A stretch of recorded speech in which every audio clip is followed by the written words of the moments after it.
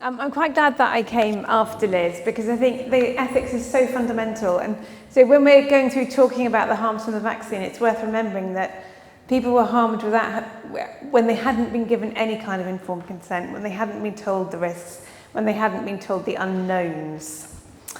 So we were told a brand new safety system would protect us, and it was tested, proven, and would keep us safe. But it wasn't true. People at minimal risk ended up harmed. Instead of protection, they suffered severe illness, disability, and even death, only to be told it was a coincidence. The vaccine injured were promised safety but were harmed. When they sought care, they were dismissed, and their symptoms were blamed on anxiety. I can't tell you the reality of living with those problems, but I can back them up with evidence. The harms were real and not rare. So good science is based on precise measurements. Without that, we are not scientists, we're just storytellers. And we were told a story of a lethal virus, a story that only vaccines could save us, a story where vaccines were safe and effective and rigorously tested. But what if that story was wrong? Today I want to discuss the delusions that shaped public perception. These delusions were based on exaggerated fear, flawed measurement, and statistical manipulation. We were told again and again without question the vaccines worked, the vaccines were safe, and the system that measured harm was reliable. But when we step away from the messaging and look at what actually happened, a very different picture emerges. In 2020, governments warned that a tsunami of infection and death was coming. Computer models predicted a catastrophe. Almost every person would be infected and 1% of the population would die. In reality, only around 10% of people are susceptible to infection in any one wave. The waves continue to rise and peak and fall to this day, peaking at predictable times of year. They always would have, and they continue to. Natural immunity, standard treatments, and safe new potential therapies were all denied. Instead, they declared the only hope was lockdowns followed by mass vaccination. To prepare for the crisis, authorities restricted access to normal medical care. People were led to believe that seeking medical care might increase their risk. Some medical care did. The result was that people did die more. It was like being told the whole world was going to ignite, an unprecedented inferno. Government models claimed every house was going to catch fire and 1% of homes would burn to the ground. Then, some fire brigades were shut down entirely, and people told that fire extinguishers won't work, at least not on this fire. And then protocols were applied which applied fuel to the fire. Without these normal measures, So of course the fires caused more harm than they otherwise would have, reinforcing the belief that the crisis was unusual and that a better fire protection system was absolutely necessary. When the vaccines were introduced, something strange happened. The vaccines hammered the immune system, and the consequence was that in the first 2 weeks after vaccination, people were more likely to get infected. This effect wasn't acknowledged. Worse, anyone infected in the first 2 weeks was counted as unvaccinated. And this statistical trick inflated infection rates in the unvaccinated group while keeping the early vaccinated infections off the books. This simple statistical sleight of hand created the illusion of vaccine effectiveness where none actually existed. Later, when vaccinated individuals fell ill in future waves, they called it waning immunity, but it wasn't waning, it was the washing out of a statistical illusion. This period of immune suppression did not just cause earlier infections in the susceptible, it had real consequences. It caused people to die. Peter Rossiter was a healthy 39-year-old, a pianist, a son, a life ahead of him. 4 days after his second dose, he fell ill with COVID. His immune system was obliterated. His mother testified. His white blood count was almost zero. He fell very seriously ill very quickly. And Pfizer's response to this was, he wasn't fully protected yet. They knew this period was dangerous, but instead of admitting it, they used cases like Peter's to prop up the illusion of vaccine benefit. The extra deaths in young people, some still labelled as unvaccinated, were used to claim that the virus had become more deadly and that the vaccines were therefore working. And this was coupled with fantasy models which assumed vaccines prevented 19% of deaths, so of course they proved that millions of lives were saved. Now let's think back to the fire protection system.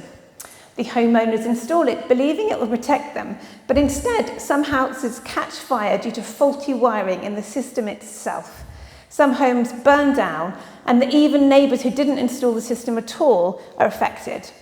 The officials don't admit the flaw. Instead, they say it's too soon for the fire protection system to have an effect. They blame the fires on bad luck, old buildings, or even the way homeowners behaved. In early 2022, a mutated virus, Omicron, changed the story. It stayed in the upper airway and had half the mortality in the unvaccinated compared to earlier variants. Instead of acknowledging this, the vaccines were credited with reducing the severity, and this was a fundamental misrepresentation. Imagine that instead of flamethrowers presenting the risk, there is just a sparkler. The risk of burning a building down is much reduced, but officials insist the dodgy fire protection system is responsible for preventing disaster, even though the source of the fire was much less likely to cause serious damage in the first place. So now let's confront the bigger question, the delusion of safety. The trials showed they were safe, right? Wrong. The trials were big, but not big enough to prove safety. So if, hypothetically, the vaccines had killed at a rate of 1 in 4,000 or less, the trials would not have been able to show that. So that was just remaining as an unknown. The best clinical trials are blinded, such that the participant and the researchers do not know who had the vaccine and who had the placebo. The Pfizer trial was described as observer blinded, and that meant company staff knew and bias could creep in. Safety signals were ignored, hidden, or reclassified. An honest trial would show a reduction in all symptoms and deaths, not just those with a certain label. However, these trials grouped COVID and non-COVID separately, and that created a gap where new conditions could disappear. Symptoms that could be blamed on a pre-existing illness or on COVID did not appear in the safety data. If there was a negative COVID test, they would not appear in the efficacy data either. Independent German researcher Jacob Hauser has exposed manipulation in how the data was recorded in the Pfizer trial. A 73-year-old man suffered a life-threatening arrhythmia and pulmonary embolism. Pfizer tried to classify it as a pre-existing condition, so it wouldn't be included in the safety data, despite there was clear documentation that it was in fact new. An Argentinian trial participant developed pulmonary fibrosis post-vaccination, and Pfizer's monitors pressured the trial site to classify it as part of a pre-existing history, again excluding it from safety data. There was a 54-year-old woman who was given the placebo and then had an asthma attack. It was initially recorded as an adverse event in the safety data. She later had the vaccine and another asthma attack, but that was recorded as a test negative COVID episode, keeping it out of the safety data. A 60-year-old man developed acute respiratory failure after his first dose and ended up on intensive care. It was months later when Pfizer reclassified it as a suspected COVID case, even though there had been no mention of COVID prior to that point. In Argentina, there were 200 participants who mysteriously disappeared from the trial records. That happened on the day Augusto Roux had his second dose.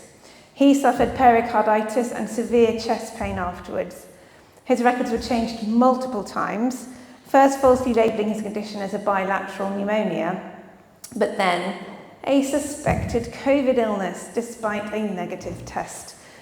There are other similar examples, and it wasn't just Pfizer. There was Brianne Dressen in the AstraZeneca trial, whose injury was not properly recorded, and Olivia Tessenia's injuries in the Moderna trial. Despite hiding these injuries, the trial showed an overall risk with mRNA of significant adverse events of 1 in 800. However, the vaccines used in the trials were not the same as the ones given to the public. The trial product was made precisely in a laboratory, and part of the public product was made in huge vats of E. coli bacteria. Trial data shows that the public's product had a 13-fold higher risk of swollen lymph nodes compared to the trial formulation. This is a massive difference, indicating an inflammatory response, and was ignored by regulators, officials, and the media. This meant that even the already concerning risks in the trial were underestimations of the harm in the real world. Safety monitoring then failed. There was no official medical code for a vaccine injury, meaning doctors had no standardized way to report cases. They were coded as lots of different conditions, and that diluted the effect. The doctors were waiting for the regulators to confirm harm, while the regulators waited for the doctors to report it, creating a circular system that guaranteed harm would be ignored. Even when harms were admitted, they were underestimated due to impossible statistical thresholds. To prove vaccines increased heart attacks, the system would require hundreds of thousands of extra cases to be statistically significant. To prove vaccines increased deaths, you'd need tens of thousands of excess deaths. This system might as well have been built to deny, to dismiss, and to delay accountability.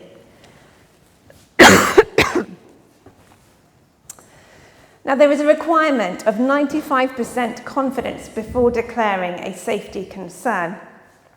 And the Associate Director for Science and Medicine at the FDA's Office of Drug Safety, Dr. David Graham, said in 2004 about this requirement, "That is an incredibly high, almost insurmountable barrier to overcome. It's the equivalent of beyond a shadow of a doubt." The same threshold did not apply to claims of a reduction in hospitalizations and deaths in the trial data. Now back to the fire analogy. The system had inbuilt sprinklers which caused widespread water damage, but when people reported the damage, officials dismissed it, claiming the water must have come from elsewhere.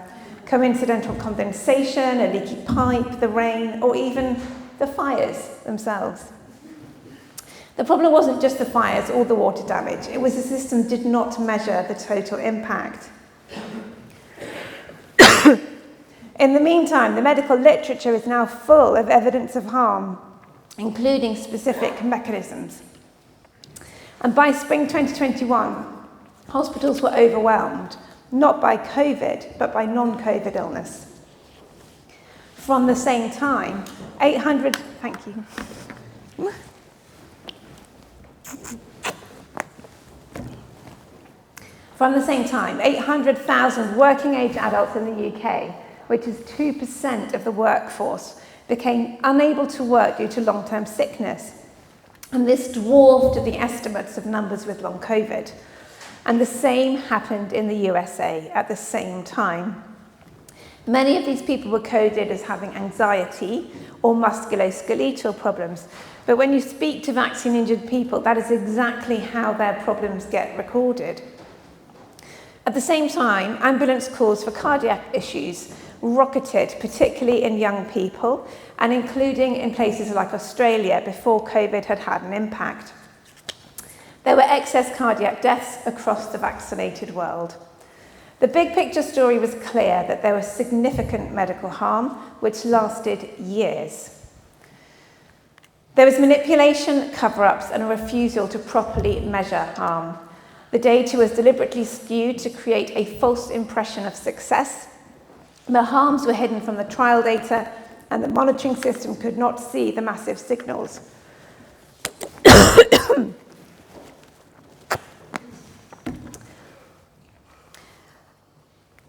Now back to our novel fire protection system. It was meant to prevent fires, but instead it caused them in the early days, flooded homes afterwards, and then took credit for stopping fires that were never going to burn the house down.